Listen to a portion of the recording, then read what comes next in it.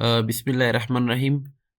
راځم نن په دې ویډیو کې تاسو ته ښایم چې قاري منصور غزنوي څنګه خپلې هغه ترانې یا نظمونه جوړوي.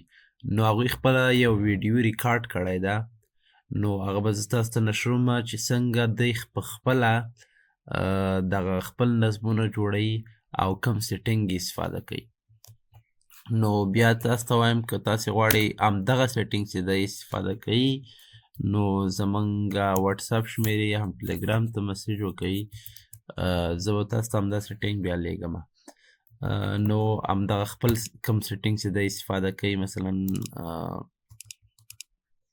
چې دلته موږ سره موجود ده دلته شمارو کې، نو هغه به موږ تاسو ته لیږو. راځو ویډیو شروع کوو چې دی په خپله څنګه دغه نعتونه جوړوي. نو همغه ویډیو ریکارډ به زه تاسو ته پلی کومه.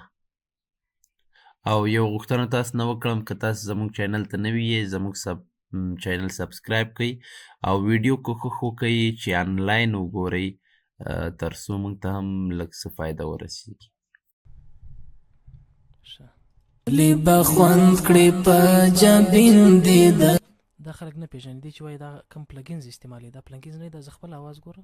طالبا خوند کړي په جبین دي د تور غر ګردونه، طالبا خوند کړي په جبین دي د تور غر ګردونه، په جنتي حسن دي ښکاري د سنگر ګردونه، په جنتي حسن دي ښکاري د سنگر ګردونه، چې پر وجود باندې او ګوره هیڅ شی مې نه جوړ کړي، هیڅ شی، هیڅ پلګینز مې نه جوړ کړي. دا وګوره په ګردو کې دا خلي دلته مې کوپ راپورته کړي، نور مې هیڅ شی نه جوړ کړي.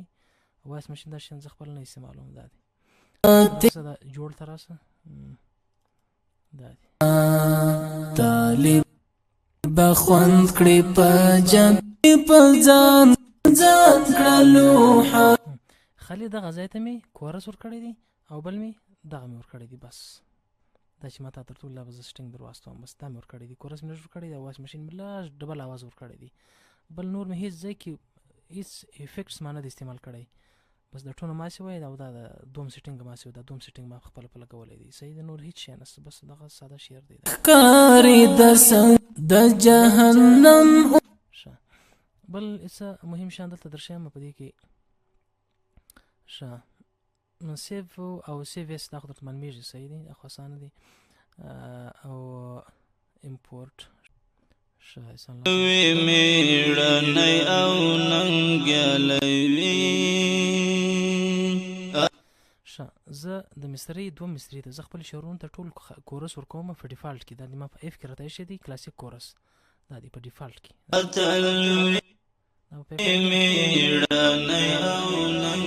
په وایس مشین کې دا سیټینګ به زه تا ته ورواستوم. صحیح دی، ما زه تصویر به در واستوم. دا تصویر که تا ته د نری اواز خوند درکوي، دا دی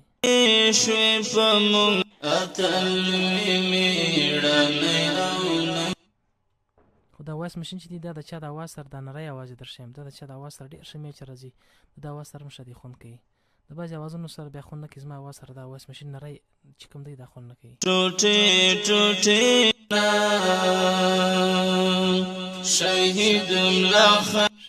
اوس دا برابر شو، مثلا دغه رقم 10 مصریانې دي، 8 مصریانې دي، په ټولو کې به کسرونه دا رقم سره پیسټ کړې. صحیح دی، په اخر کې به بس دغه اندازه به برابر کړې. دغه ځای ته به ګورئ، دا باید فل لګېدلې به نه وي، بس جدا جدا به کړي. اندازې ته ګوره شهید لا خیر لا طاهر جانا کوي دی اخگران مشر لاړې لکه اتلوي میړنی او ننګیالوي اتلوي میړنی.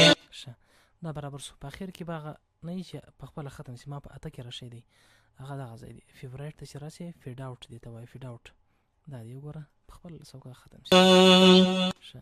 دې ته بس پی اس پي زه اکثر وخت پی اس پي دلته په 15 باندې خپل شعرونو ته په 15 باندې پی اس پي ورکوم. دا دی، نور د پی اس پي په سیټینګ کار مه لره، که ستا خپله زه خو ټیک دي که نه نور د خپل سیټینګ باندې کار مله رسوي دی دا د 15 اویا ته مې کړه میړنی او ننګیالی وي صحیح سو دا بس په اخر کې بیا ته اپلای کې یو پلا به سیف کې در سره ځان لپاره به حفظ کې که بیا وروسته غوښتل یو شی ورکم کې او زیات کې دغه بعد ځان لپاره همیشه پټون کې ځان ته حفظوه ساده ځان ته حفظوه چې کار دې پکښې وکړي دغه وروسته ځان ته حفظوه بیا چې ټول کار خلاص شو بیا دغه وروسته بیا ځان ته حفظوه یعنې کم از کم یو شیار بیا ته 4 ځای حفظ کې ځکه بعضې وخت سړي ته کار پکښې پیدا شي نو بیا تکلیف نه وي دا دی حق یار سیویدو ترتیب خو دا خو دغه دی دلته فولډر انتخاب کې دا به دلته MP3 ته کې صحیح دی او دا به دلته په 192 کې بس کار یې جوړ شو دا دی ما په ډیسکټاپ باندې راته ایښی دی ښه اوس راځو زما بدرګه چې کومه ده زه چې کوم بدرګې کوم تا چې ویل ته کوم اوازونه ورکوې زه نري اوازونه هېڅ نري اواز ما نه دی کارولی زه خپل اواز ورسره کوم دا دی چې در ښکاره کوم دا دی د جهان دا شعر مې اوس جوړ کړئ الفات دا دی دونا ماسټر باندې کورای لکه ما